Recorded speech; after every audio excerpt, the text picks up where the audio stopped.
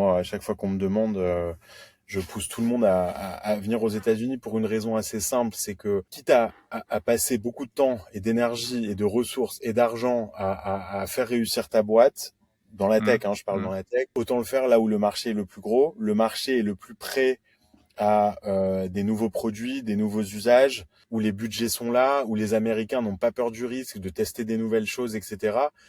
Et aussi là où il y a le plus de liquidité, là où il y a le plus d'exit, là où il y a le plus d'investissement, d'argent, de talent. Hmm. Il y a beaucoup de talent en France aussi, engineering.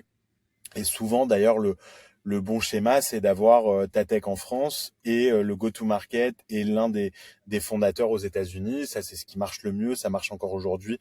Et ça marchait il y a 20 ans. C'est comme ça que j'ai démarré aussi. J'avais des ingénieurs en France. Ouais, il faut un pied de chaque côté de l'Atlantique, en fait. Moi, je trouve que ça, c'est le bon modèle. Mais après, tu peux avoir tout le monde aux États-Unis et ça se justifie Hmm, très hmm. bien aussi. Évidemment, ça a un coût. C'est plus cher de faire tourner une boîte aux États-Unis, de vivre ici pour les fondateurs, pour une petite équipe, de payer les salaires. C'est plus cher. Mais je pense, quitte à investir et si tu as suffisamment on va dire, de fonds pour le faire, pour moi, il y a pas photo entre les États-Unis aujourd'hui et le reste du monde. C'est même pas que la France ou l'Europe. Hein, c'est